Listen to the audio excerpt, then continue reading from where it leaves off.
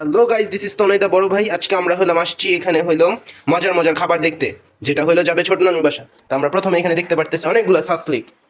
তো সাসলিকের পাশাপাশি আমরা দেখতে পারতেছি একটা আস্ত চিকেন, যেটা করা হয়েছে গ্রিল। আর সাথে আছে রূপচাঁদা মাছ আর কয়েকটা চিংড়ি মাছ। এখন আমরা যাব রান্নাঘরের ভিতরে। এখন রান্নাঘরের ভিতরে গিয়ে আমরা প্রথমেই দেখতে পারতেছি এখানে আছে মুরগির বিরিয়ানি। মুরগির বড় বড় টুকরা আর আলু দিয়ে রান্না করা হয়েছে বিরিয়ানিটা। এটা আমরা কিছুক্ষণ পর সুন্দর করে পরিবেশন করবো ইনশাল্লাহ। এরপর আমরা দেখতে চাই কাচ্চি বিরিয়ানিটা। কাচ্চি বিরিয়ানির জন্য প্রথমে আমরা এখানে ঢাকনাটা খুললাম।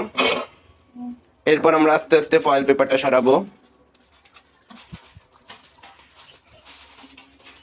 ফয়েল পেপারটা সরানোর সাথে সাথে আমরা দেখতে পারতেছি দুর্দান্ত দুর্দান্ত একটা ধোঁয়া বের হলো।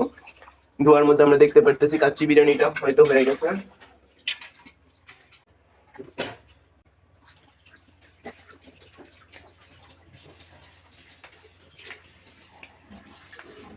রাইসের মাত্রাটা বেশি দেখে এখন চিকেনগুলো এখন দেখতে পারতেছি না আমরা, কিন্তু শীঘ্রই চিকেন বের হয়ে আসবে। এই যে বের হয়ে আসতেছে চিকেন। চিকেন আর আলুর টুকরাগুলা গরম ধোঁয়ায় পুরো রান্নাঘর ভরে গেছে। এটা অনেক মজা হবে খাইতে, ইনশাল্লাহ দোয়া করি। Thank you.